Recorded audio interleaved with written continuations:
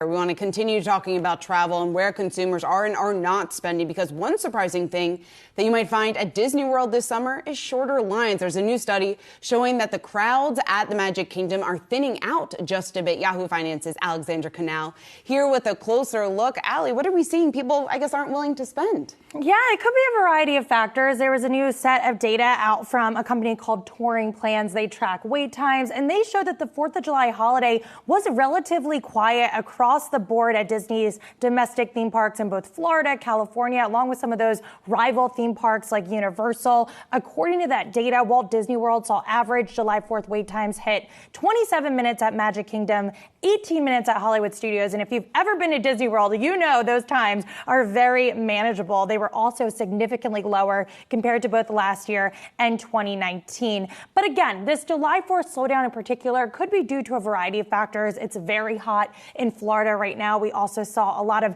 pent-up revenge travel last year. Perhaps consumers waited a bit to go on their Disney World vacations.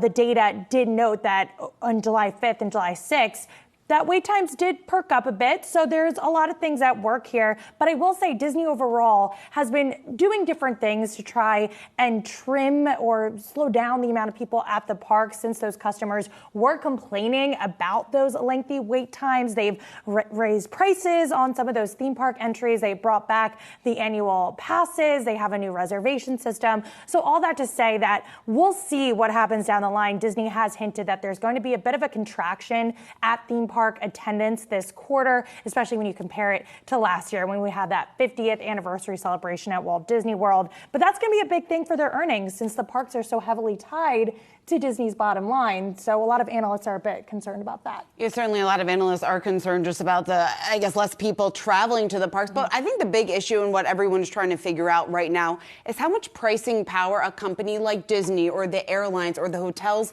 still have. Because yes, they were able to raise prices exponentially during the pandemic, in the year or two following the pandemic, or as we move, hopefully here, continue to move beyond the pandemic. But I guess, what does that mean in terms of their power now? Because we are certainly starting to see consumers pull back. The risk of recession, sticky inflation, they don't have as deep of pockets as they had over the last 2 years. I mean, well, look, my booked flight schedule for the rest of this year and even looking out into next year still accounts for me moving past this pandemic, and many other consumers as well. And so all of that considered, yes, 100%. It comes back to your point around where some of these companies in the profit-led inflation portion of the broader kind of move through the inflationary environment that we're at right now, where companies have increased prices to try and protect profits, where they're continuing to pass that through to consumers and creating a viable type of excuse to do so, or something that sounds reasonable to the consumer, but at the same time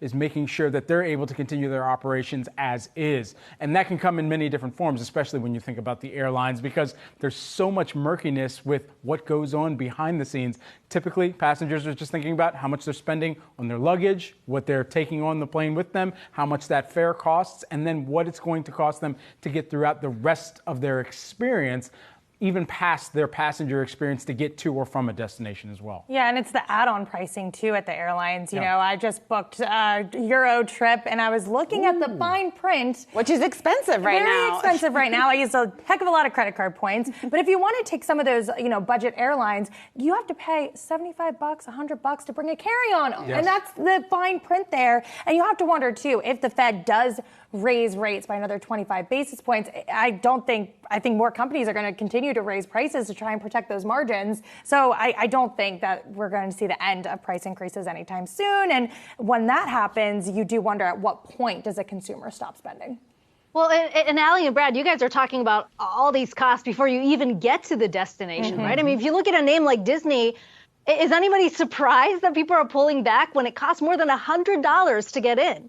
I mean, you think about a family of four, that is so pricey. And I wonder, Allie, if this kind of points to a breaking point. We've been talking so much about the consumer power, that there is pent-up demand. They still want to travel. And yet this seems to suggest that there is a ceiling.